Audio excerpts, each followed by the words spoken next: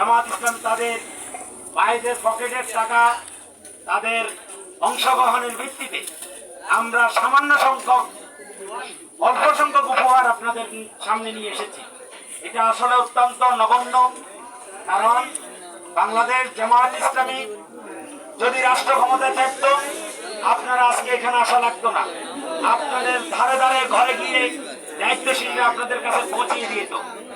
সম্মানিত ভাইরা, এই দেশে যদি কোরআনের শাসন প্রতিষ্ঠা হয়, এই দেশে যদি আল্লাহর জমিনে আল্লাহর আইন কায়েম হয়, কোরআন ইনসাফ এবং ন্যায় ভিত্তিক ইনসাফ সমাজ ব্যবস্থা রাষ্ট্র ব্যবস্থা চালু হয়, দেখবেন জমিনটা এই দেশের কোনো অভাব থাকবে না।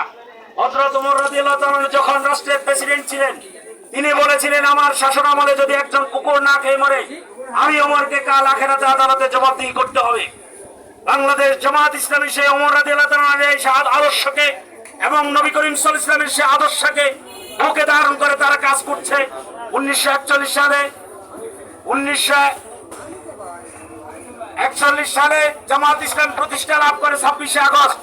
আজকের দিন পর্যন্ত তাদের সামর্থ্য অনুযায়ী তারা মানবতার বন্ধু বাংলাদেশ জামাত ইসলাম প্রত্যেকটা অঞ্চলে তারা তাদের সাধ্য মোতাবেক মানুষের ধারে ধারে পৌঁছাচ্ছে। আপনারা এটা আপনাদের আমাদের পক্ষ থেকে এটা কোনো দয়া নয়, এটা আপনাদের জন্য সামান্য একটা উপহার হিসেবে নামে নিবেন। আমাদের আমাদের জামাত বলেছে, আমরা আপনাদের কাছে আপনাদেরকে ত্রাণ দিতে আসি নাই, আমরা আপনাদের ভাইয়ের বাড়িতে এসেছি, আমরা আপনাদেরকে উপহার দিতে এসেছি। সুতরাং এটা অল্প সংখ্যক, আল্লাহর রহমতে আগামী দিনে যদি এই দেশে ইনসাফ এবং ন্যায় ভিত্তিক রাষ্ট্র প্রতিষ্ঠা হয়, সৎ লোকেরা যদি শাসন করে, কোরআনের রাজ কায়েম হয়, বাংলাদেশে কোনো কিছুর অভাব নাই।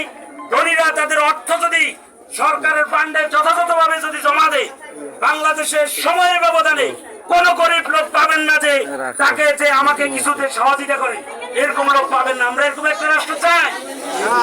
আগামী দিনে দেশ গঠনের ক্ষেত্রে এবং ইনসাফ একটা রাষ্ট্র পরিচালনার ক্ষেত্রে আমরা সকলে ঐক্যবদ্ধভাবে ন্যায় এবং ইনসাফ রাষ্ট্র পরিচালনার জন্য আমরা আগামী দিনে বাংলাদেশ জামাত ইসলামকে বেছে নিব। এই কথা বলে আমি আমার কথা শেষ করছি। আমার তৌফিক ইল্লা বিল্লাহ। আসসালামু আলাইকুম ওয়া রাহমাতুল্লাহি ওয়া বারাকাতুহু।